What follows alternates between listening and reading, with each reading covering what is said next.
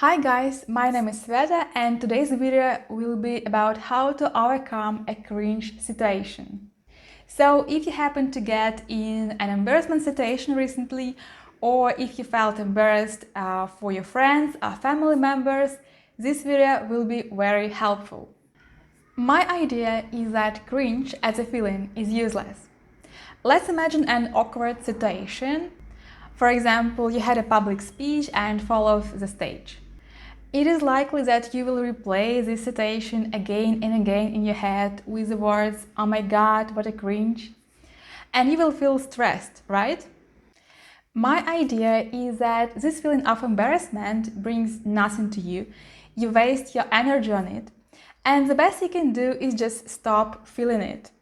And in this video, I will tell you my working method of how to stop feeling embarrassment in 3 steps.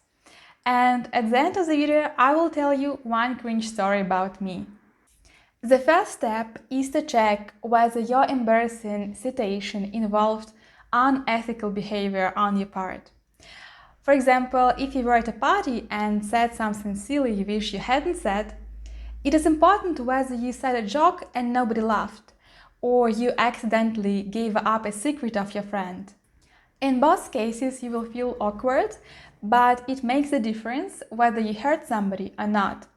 This is a key railway switch because you should deal differently with these 2 situations.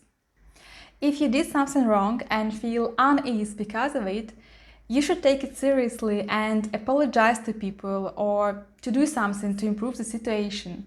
That is the only way to overcome an unethical situation, to take responsibility for your actions. And at the same time, if somebody has acted unethically toward you, you should go to them, speak in private, and explain how you feel. The problem is that feeling embarrassed and feeling uncomfortable because of your wrongdoing is often mixed up. And real-life situations are often unethical and embarrassing at the same time.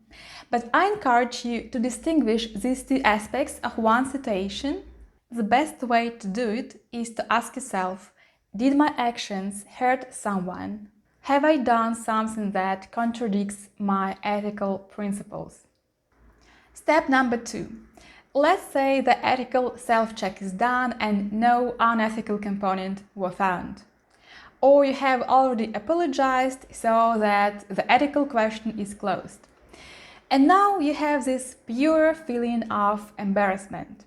How to deal with it? The main thing you should do is to realize that there is no absolute cultural context from which your embarrassment originates.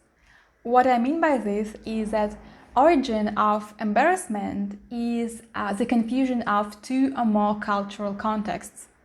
For example, you took your new boyfriend to a party and he started to make silly jokes all the time, considering himself to be cool while everyone felt pity for him.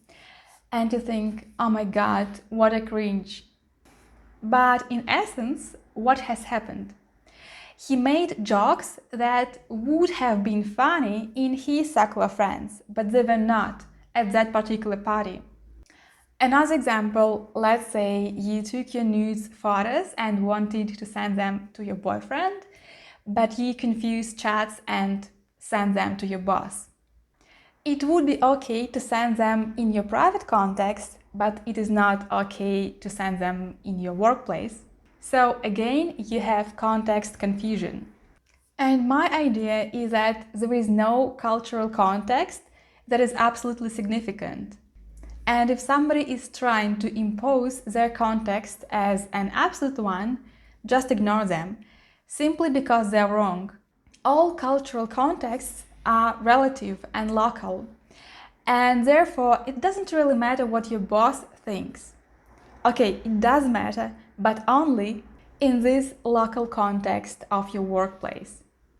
So what I offer to do is to create a distance between you and the cultural context from which you are judged.